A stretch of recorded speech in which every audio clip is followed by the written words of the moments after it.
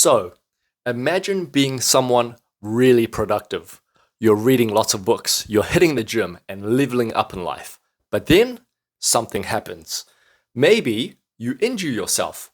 Maybe you got laid off. Maybe you just broke up with your significant other. Whatever the case may be, everything seems heavier. You're tired. You've lost all your motivation. Your can-do attitude slowly turns into can't-do. And you slowly forget why you were being productive in the first place. And that mental clarity that you had, gone. And unfortunately, this lack of motivation starts to seep into other areas of your life. The excuses and justifications of skipping the gym starts coming in. The motivation to level up starts drying up, and the distractions start looking real good. Netflix, gaming, social media. You start giving in to your excuses. For a lot of people, periods of success followed by periods of self-destruction seems to be common. Though these are deep inner subconscious issues, I want to give a practical guide on how to get out of these depressive ruts and start being productive again. Now, before we dive into how to, I want to preface, I'm not a doctor. I'm not even a psychologist. I'm just a dude on the internet that loves personal development and studying self-help. Though I have coached in the past, I talk about what works for me and what I've seen work for others. Secondly, it's all relative. What's quick for one person is slow for others. In general, this is a journey. Okay, concept number 1. The do something principle. If you don't have any motivation to do anything, just do something to get the ball rolling. It's better than doom scrolling and wasting your time away doing nothing. And the do something concept means you take action even when you don't feel like it. So most people think that in order to do something, you need to be motivated to do that thing. Like if you listen to an inspirational podcast, that will lead you to achieve something great. Sure, that could happen, but what if that motivation quote doesn't hit? Also, doesn't that mean you are reliant on external sources of motivation? This way of being is self-defeating. It's far more efficient to start with a do an action and let that action become the motivation necessary to take further action. Here is an example. You're having trouble getting up in the morning because you know you have a hard day ahead of you. So all you want to do is sloth around in bed.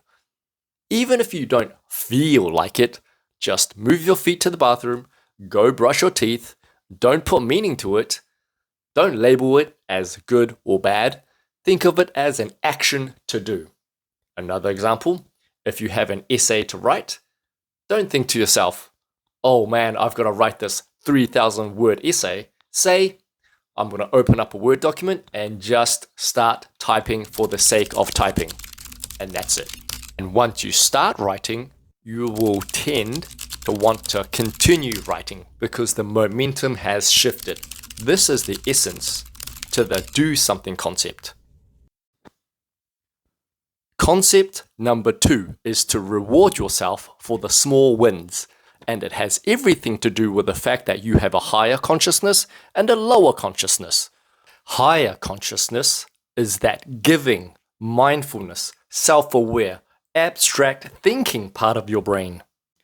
While your lower consciousness is primal, which is all about feelings, emotions, the fight or flight, survival part of the brain.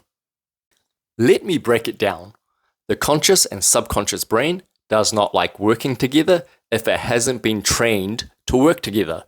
Your deep inner subconscious mind is like a monkey driving a car. It's going to do what it's going to do based off what it feels good in the moment, with no rhyme or reason. And the conscious side of the brain has to now give justifications after the fact why the car is driving the way it is. E.g., monkey drives into a ditch. Now the passenger needs to justify with a reason. Oh, I drove into the ditch Because insert bullshit excuse. Remember, it's not self-aware side that's driving, the monkey is driving.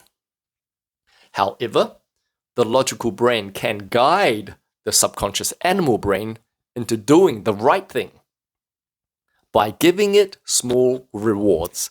If you're stuck doom scrolling all day, use the do something concept to get the ball rolling. Brush your teeth, clean your kitchen, go for a run. And once those small tasks are done, take a break and say to yourself, "Good job, that's amazing. I knew you could do it." And then truly feel how great it was to achieve something, even if it was small, because now momentum has shifted and you got that small dopamine hit of achieving something. Now your brain wants more. So you can say, "Hey, let's work together to achieve the next goal." Boom! Your subconscious and conscious brain is now working together. You might be thinking, this is sus. Rewarding myself for doing simple tasks when I'm in a deep rut isn't going to fix my life. Well, that's what concept number 3 is all about. So this concept is all about progressive overloading. It's very similar to lifting weights and getting stronger. Instead of yo-yoing between work, leading to burnout, and now you can't be stuffed doing anything while you're in the rut. You should treat it like going to the gym. Some days you lift heavy, other days you have a rest day to recover. During recovery days, don't beat yourself up for not getting them gains. What does this mean? Give yourself space to chill and gather your thoughts and be with yourself. Stop labeling it as good or bad, right or wrong, and definitely don't compare yourself to others. If you are going to compare to who you were yesterday. Day by day, you may not see progress, but if you continue this journey, gradually taking more action and rewarding yourself for those actions you've taken, if you do this day by day, you will gradually grow as a person. And when you look back from a month ago, a year ago, there will be significant change. So be patient with yourself and let your higher consciousness communicate better with your lower consciousness. You need both on the same page to win and eventually live the kind of life that you've always wanted to live. If you like this video, I'd love to hear your guys' thoughts on how you climbed out of a rut. What are your strategies? If you're still here, consider subscribing and hitting the bell icon so I can make more and better content for you. That's all today. Thank you for watching. Catch you next video.